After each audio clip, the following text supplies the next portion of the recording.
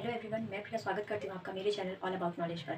तो इतिहास में लास्ट हमने देखा था प्रागैतिहासिक काल के बारे में और आज हम बातचीत करेंगे सिंधु घाटी सभ्यता अर्थात इंडस वैली सिविलाइजेशन के बारे में। तो आइए क्लास को स्टार्ट करते हैं।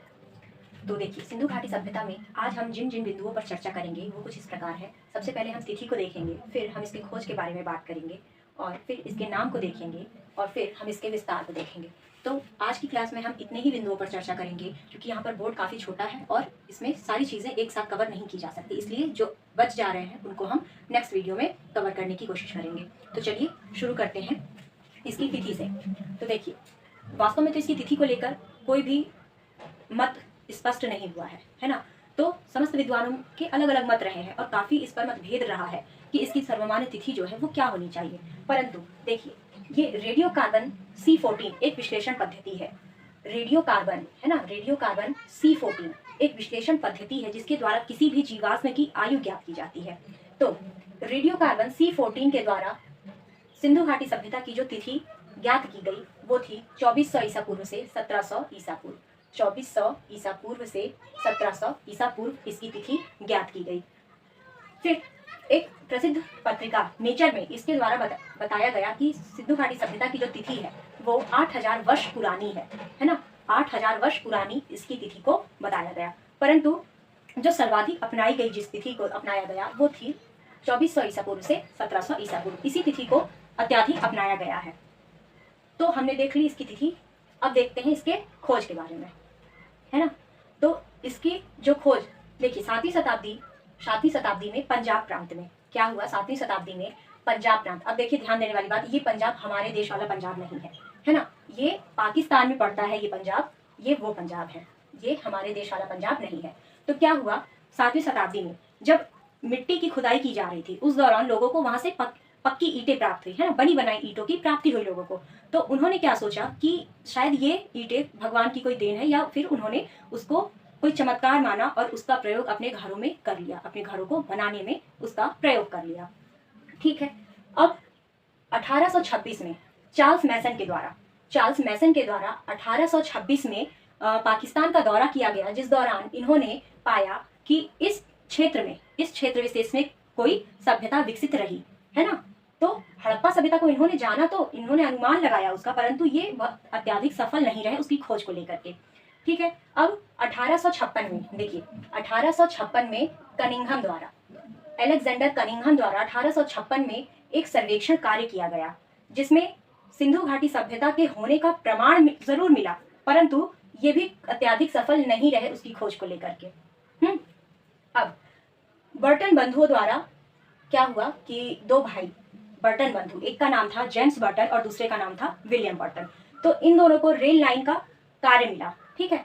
कराची से लाहौर के मध्य इन्होंने रेल लाइन बिछवाने का कार्य मिला था इन्हें, जिस दौरान इन्होंने उस क्षेत्र से कुछ ईंटें प्राप्त की। इन्हें भी उस क्षेत्र से कुछ ईंटें प्राप्त हुई जिसका इन्होंने प्रयोग अपने रेल ट्रैक को लगाने में कर लिया। अब इन्हें भी ऐसा तो प्रतीत हुआ कि जरूर यहाँ कोई भवन, कोई बिल्डिंग ऐसा कुछ रहा होगा, है ना, जिससे यहाँ पर ईंटें मिल रही हैं। परंतु इनका कोई ऐसा ध्यान नहीं गया कि यहाँ पर कोई सभ्यता रही होगी, वो भी इतनी पुरानी सभ्यता।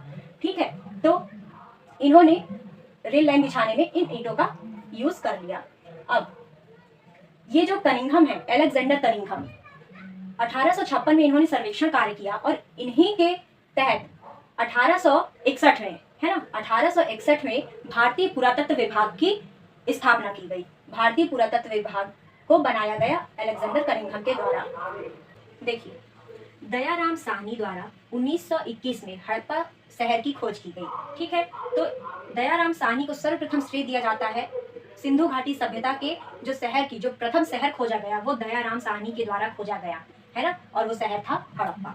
ठीक है। अगले ही वर्ष 1922 में राखल दास बनर्जी के द्वारा सर्वेक्षण कार्य किया गया और मोहनजोदड़ो शहर की खोज की गई। तो इन दोनों का नाम बहुत ध्यान रखने लायक है क्योंकि यहाँ से हमेशा प्रश्न बनते हैं। अब आइए देखते हैं इसके नाम के बारे में।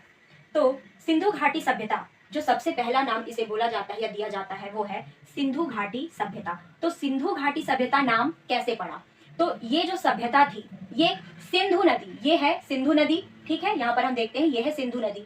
इस सिंधु नदी के आसपास में ही ये इसके जितने भी शहर प्राप्त हुए, ठीक है, जो खोज के दौरान इसके जितने भी शहर प्राप्त हुए वो इस सिंधु नदी के इर्द गिर्द ही मिल रहे थे। तो इस शहर का जो नाम इतिहासकारों द्वारा या विद्वानों द्वारा रखा जाना तय किया गया वो था सिंधु घाटी सभ्यता। ठीक है, अब इसका एक नाम मिलता है हड़प्पा सभ्यता। ये हड़प्पा सभ्यता। तो अब हड़प्पा सभ्यता कैसे नाम पड़ा, आइए देखते हैं। जो देखिए, जो सबसे पहले शहर खोजा गया वो था हड़प्पा, है ना, जो दयाराम साहनी द्वारा 1921 में खोजा गया। तो अब जो पहला शहर खोजा गया हड़प्पा, तो इसी के नाम पर, क्योंकि ये सबसे पहला शहर था जिसकी खोज की गई, इसलिए इसका नाम, इस सभ्यता का नाम हड़प्पा सभ्यता कहा गया। अब देखिए, कांस्य सभ्यता, इसे कांस्य सभ्यता भी कहा जाता है क्योंकि इस जो सभ्यता के लोग थे उन्होंने सर्वप्रथम कांस्य धातु का प्रयोग किया। कांस्य धातु का प्रयोग सर्वप्रथम सिंधु घाटी सभ्यता के लोगों ने किया। तो कांस्य एक मिश्रित धातु है ना, एक मिश्रित धातु है कांस्य, जो तांबा और टिन के मिश्रण से बनता है। ठीक है, कांस्य एक मिश्रित धातु है जो तांबा और टिन के मिश्रण से बनता है। ठीक, तब तो इसके ही वजह से इसका नाम पड़ा कांस्य सभ्यता। अब देखिए, मेसोपोटामिया के अभिलेखों में प्राप्त एक नाम, मेसोपोटामिया भी एक सभ्यता है जो सिंधु घाटी सभ्यता की समकालीन सभ्यता रही है। मेसोपोटामिया की सभ्यता, मिस्र की सभ्यता, ये सारी सभ्यताएं जो थी वो सिंधु घाटी सभ्यता की समकालीन सभ्यताएं रही हैं। तो मेसोपोटामिया की सभ्यता, मेसोपोटामिया के सभ्यता के जो अभिलेख प्राप्त हुए, ठीक है, मेसोपोटामिया की सभ्यता के जो अभिलेख प्राप्त हुए उसमें, उन अभिलेखों में एक नाम प्राप्त हुआ। ठीक, एक नाम प्राप्त हुआ जो था मेलुहा। अब इस मेलुहा का जो तात्पर्य निकला वो था सिंधु घाटी सभ्यता से। ठीक, मेलुहा शब्द का जो तात्पर्य था वो सिंधु घाटी सभ्यता से था। तो हमने इतना जान लिया, हमने इसकी तिथि देख ली, खोज देख लिया और इसके नाम के बारे में बात कर लिया। अब आइए देखते हैं इसके विस्तार के बारे में। तो ये जो सभ्यता थी ये कहां से कहां तक विकसित थी। ठीक है, सिंधु नदी के इर्द गिर्द विकसित थी ये सभ्यता। अब देखते हैं कि कहां से कहां तक थी। तो देखिए, ये पूर्व, ये पश्चिम, ये उत्तर और ये हमारा दक्षिण हो गया, ईस्ट, वेस्ट, नॉर्थ और साउथ। तो देखिए, नॉर्थ में कहां तक थी, नॉर्थ में मांदा जगह का नाम है, मांदा तक नॉर्थ में ये फैली हुई थी जो चिनाव नदी के किनारे पर स्थित थी। ठीक, अब ईस्ट में, पूर्व में आलमगीरपुर जो कि हिंडन नदी के तट पर है यूपी में। ठीक, तो ईस्ट में आलमगीरपुर तक, और वेस्ट में देखें तो सुतकांगेडोर जो कि बलूचिस्तान में दास्क नदी के किनारे पर स्थित है। अब देखें साउथ में देखिए दाइमाबाद, साउथ में दाइमाबाद जो कि महाराष्ट्र में आपका पड़ता है, और दाइमाबाद महाराष्ट्र तक, ये गोदावरी नदी के तट पर दाइमाबाद मिलता है जहां तक ये सभ्यता विकसित थी। तो ईस्ट में आलमगीरपुर यूपी में, वेस्ट में सुतकांगेडोर जो कि बलूचिस्तान में है दास्क नदी के किनारे, और नॉर्थ में मांदा जो कि जम्मू कश्मीर में है, और साउथ में दाइमाबाद जो महाराष्ट्र तक जो फैला हुआ था। ठीक है, अब आइए मैप के अकॉर्डिंग देख लेते हैं जिससे ज्यादा समझ में आएगा। तो देखिए, ये हमारा इंडिया का मैप हो गया। ठीक, इधर हमारा पाकिस्तान वाला एरिया हो गया, ये पाकिस्तान, इधर अफगानिस्तान। ठीक है, तो देखिए ईस्ट में ये यूपी तक आलमगीरपुर, ये यहाँ पर यूपी में आलमगीरपुर।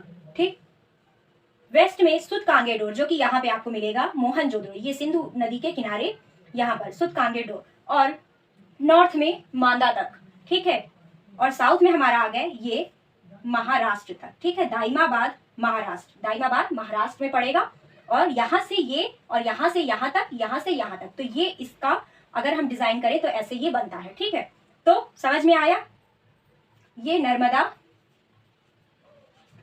ये है नर्मदा नदी, और नर्मदा नदी के किनारे, गोदावरी नदी के किनारे दाइमाबाद आपका पड़ता है। तो ये हमने देखा। अब देखिए, इसके जो अत्याधिक शहर मिले वो भारत में मिले। ठीक है, भारत में ज्यादा से ज्यादा जो इसके शहर मिले वो भारत में मिले, कुछ पाकिस्तान में मिले और फिर कुछ अफगानिस्तान में मिले। तो हमने देख लिया सिंधु घाटी सभ्यता के तिथि के बारे में, इसकी खोज के बारे में जान लिया, इसके नाम को देख लिया। तिथि 2400 ईसा पूर्व से 1700 ईसा पूर्व, और खोज में देखा हमने 7वीं शताब्दी में पंजाब प्रांत में मिट्टी की खुदाई के दौरान कुछ ईंटें प्राप्त हुई जिनका प्रयोग लोगों ने घर बनाने में कर लिया। चार्ल्स मैसन के द्वारा 1826 में सर्वप्रथम इसकी खोज के बारे में जानकारी अथवा सर्वेक्षण किया गया।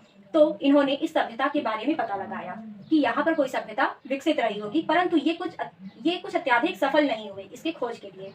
फिर अलेक्जेंडर कनिंघम ने 1856 में एक सर्वेक्षण किया, इन्होंने भी इस शहर के बारे में पता लगाया। अब कराची से लाहौर के मध्य हमने देखा कि बर्टन बंधुओं द्वारा, जेम्स बर्टन और विलियम बर्टन के द्वारा रेल लाइन का कार्य किया जा रहा था, जिसमें इन्हें ईंटें, कुछ बनी बनाई ईंटें प्राप्त हुई। तो ऐसा हुआ कि यहाँ पर कोई भवन, कोई बिल्डिंग इत्यादि रहे होंगे। फिर हमने देखा दो नाम जो कि सबसे ज्यादा महत्वपूर्ण है सिंधु घाटी सभ्यता को लेकर, इसकी खोज को लेकर, जो है दयाराम साहनी पहला, जो इन्होंने पहला शहर इसका खोजा। ठीक है, तो इसका शहर, जो पहला शहर खोजा वो 1921 में दयाराम साहनी के द्वारा खोजा गया, और अगले ही वर्ष 1922 में राखलदास बनर्जी के द्वारा जो दूसरा शहर खोजा गया वो था मोहनजोदड़ो। ठीक है, अब आगे इसके नाम पर, तो इसका नाम सिंधु घाटी सभ्यता क्यों पड़ा? क्योंकि सिंधु नदी के इर्द गिर्द ही इसके जितने भी शहर प्राप्त हुए वो सिंधु नदी के आसपास के क्षेत्रों में ही प्राप्त हुए, इसलिए इसका नाम सिंधु घाटी सभ्यता पड़ा। फिर हमने देखा हड़प्पा सभ्यता क्यों पड़ा? क्योंकि जो दयाराम साहनी द्वारा 1921 में सर्वेक्षण के दौरान जो सबसे पहला शहर प्राप्त हुआ वो था हड़प्पा शहर, इसलिए इसका नाम हड़प्पा पड़ा, हड़प्पा शहर पड़ा, सॉरी हड़प्पा सभ्यता पड़ा। फिर कांस्य सभ्यता हमने देखा कि कांस्य, इस सभ्यता के लोगों ने सर्वप्रथम जिस धातु का प्रयोग किया वो था कांस्य धातु, इसलिए इसका नाम कांस्य सभ्यता पड़ा। अब एक शब्द हमें मिलता है, मेसोपोटामिया के अभिलेखों में हमें एक शब्द प्राप्त हुआ जिसका नाम था मेलुहा। अब इस मेलुहा का जो अर्थ निकाला गया वो था सिंधु घाटी सभ्यता से। इस मेलुहा शब्द का तात्पर्य भारतीय सभ्यता सिंधु घाटी सभ्यता से था। हमने इतनी चीजें देख ली। फिर हमने देखा इसके विस्तार के बारे में, जो कि ईस्ट में आलमगीरपुर यूपी तक था, और वेस्ट में सुत कांगेडोर जो कि बलूचिस्तान तक था, और मांदा जो कि जम्मू कश्मीर तक फैला था, और दाइमाबाद साउथ में गोदावरी नदी के तट पर फैला था। तो ये हमारा ऐसे हमने डिजाइन किया और हमें समझ में आया कि भारत में और ये सभ्यता अन्य देश में अथवा पाकिस्तान में या अफगानिस्तान में कहां से कहां तक विकसित था। तो आज हमने इतना देखा, इसके आगे हम नेक्स्ट क्लास में देखेंगे। आई होप आप लोगों को चीजें समझ में आई होंगी। अगर वीडियो अच्छी लगी हो तो प्लीज वीडियो को लाइक कीजिए, चैनल पर नए आए हो तो प्लीज चैनल को सब्सक्राइब कर लीजिए। धन्यवाद।